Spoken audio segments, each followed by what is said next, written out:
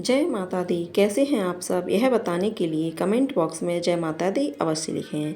आज हम बात करेंगे भाई दूज की कथा के बारे में।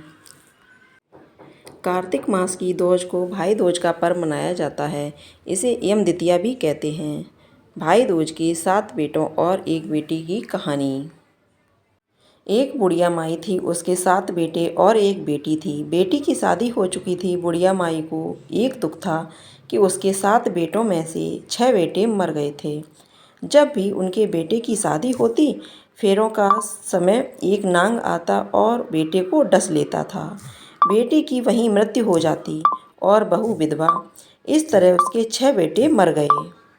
7वें बेटे की शादी होनी बाकी थी। इस तरह अपने बेटों के मर जाने के दुख से बूढ़ी माई रो रो के अंधी हो गई थी। भाई दूज आने को हुई तो भाई ने कहा कि मैं बहन से तिलक कराने जाऊंगा। माँ ने कहा ठीक है। उधर जब बहन को पता चला कि उसका भाई आ रहा है तो वह खुशी से पागल होकर पड़ोसन के यहाँ गई और पूछने लगी कि जब तुम्हारा प्यारा भाई घर आए तो क्या बनाना चाहिए। पड़ोसन उससे जलती थी तो उसने उसे सब गलत बता दिया कि दूध से रसोई ले, घी में चावल पका। बहन ने ऐसा ही किया। उधर भाई जब बहन के घर जा रहा था तो उसे रास्ते में सांप मिला। सांप उसे डसने को हुआ। भाई बोला कि तुम मुझे क्यों डसना चाहते हो? सांप बोला कि मैं तुम्हारा काल हूँ और तुम्हें मारना या डसना चाहता हूँ। भाई ने उससे निवेदन किया कि मेरी बहन मेरा इंतज़ार कर रही है। मैं जब तिलक करा के वापस लौटूंगा तब तुम मुझे डस लेना। इस पर सांप बोला कि भला आज तक कोई अपनी मौत के लिए लौट के आया है जो तुम आने के लिए कह रहे हो? भाई ने कहा कि अगर तुझे यकीन नहीं है तो तू मेरे झोले में बैठ जा। इस पर भाई ने कहा कि अगर तुझे मुझ पर विश्वास नहीं है तो मेरे झोले में बैठ जा। सांप ने ऐसा ही किया। बहन के घर जब भाई आया तो वह बहुत खुश हुई। भाई बोला कि बहन जल्दी से खाना दे, बड़ी भूख लगी है। वह बहन खाना कैसे दे, क्योंकि पड़ोसन के बताए अनुसार दूध से लीपकर रसोई सूखी नहीं और घी में चावल पके नहीं। तब भाई ने कहा कि बहन इतनी देर क्यों लग रही है, तू क्या पका रही है? ऐसे में भाई ने बहन को पूरा बताया कि गोबर से रसोई लीप, दूध में चावल पका। बहन ने ऐसा ही किया। खाना खा के भाई बहुत ज़ोर से नींद आने लगी। इतने में बहन के बच्चे आ गए। बोले मामा मामा हमारे लिए क्या लाए हो? भाई बोला कि मैं कुछ नहीं ला पाया। इस पर बच्चों ने मामा का झोला ले लिया और खोलकर देखा तो उसमें सांप की जगह हीरे का हार था। अगले दिन भाई बोला कि अब मुझे जाना है, मेरे लिए खाना रख दे। बहन ने उसके लिए लड्डू बना के एक डब्बे में भरकर रख दिए। भाई कुछ दूर जाकर थक कर एक पेड़ के नीचे सो गया। उधर बहन के जब बच्चों को भूख लगी तो माँ से कहा कि खाना दे दो। माँ ने कहा कि खाना अभी बनने में देर है। तो बच्चे बोले कि मामा को जो रखा है वही दे दो। तो वह बोली कि लड्डू बनाने के लिए बाजरा पीसा था, वही बचा पड़ा है, चक्की में जाकर खा लो। बच्चों ने देखा कि चक्की में तो सांप की हड्डियां पड़ी हैं। यही बात माँ को आकर बताई तो वह पागल सी होकर भाई के पीछे भागी। सभी से पूछती, किसी ने मेरा भाई देखा, किसी ने मेरा भाई देखा। तब एक ने बताया कि कोई लेटा तो है, पेड़ के नीचे देख ले, वहीं तो नहीं। भागी भागी पेड़ के नीचे पहुंची, अपने भाई को नींद से उठाया। भैया भैया कहीं तूने मेरे लड्डू तो नहीं खाए?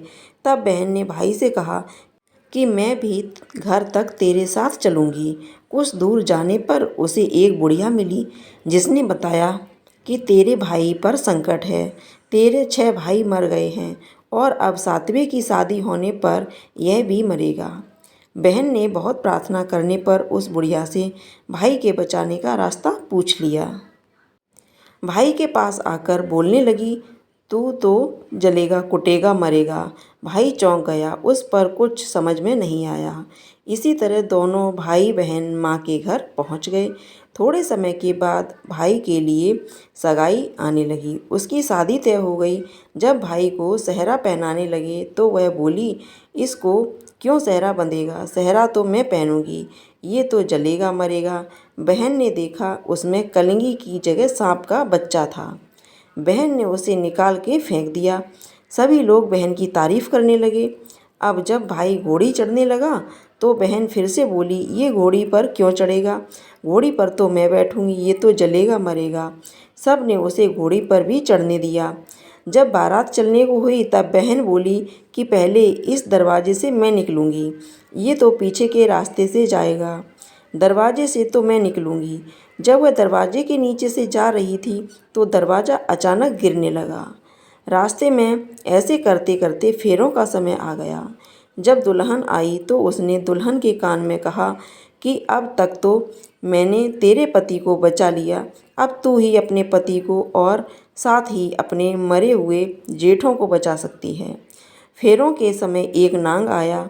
वो जैसे ही दूल्हे को डसने को हुआ, दुल्हन ने उसे एक लोटे में ऊपर से प्लेट बंद कर दिया। थोड़ी देर बाद नागिन लहर लहर करती आई। ऐसे में नागिन अपने पति को वापस मांगने आई तो बहू ने कहा कि पहले मेरे सातों जेठों को जिंदा कर। नागिन ने उसकी बात मानी और उसके सभी जेठों को जिंदा कर दिया। उधर रो रो कर बुढ़िया का बुरा हाल था कि अब तो मेरा सातवां बेटा भी बाकी बेटों की तरह मर जाएगा। गांव वालों ने उसे बताया कि उसके 7 बेटा और बहू आ रही है। इसके बाद सभी ने उसकी बहन की प्रशंसा की।